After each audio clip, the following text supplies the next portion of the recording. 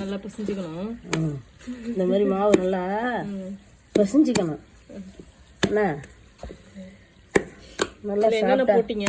சாப்பிட்டா பிசைஞ்சிக்கிட்டு எள்ளு போட்டுக்கணும், பெருங்காயம் கொஞ்சம் போட்டுக்கணும், சீரகம் கொஞ்சம் போட்டுக்கணும், பட்டர் கொஞ்சம் போட்டுக்கணும், பட்டரை உருக்கி போட்டுக்கணும்.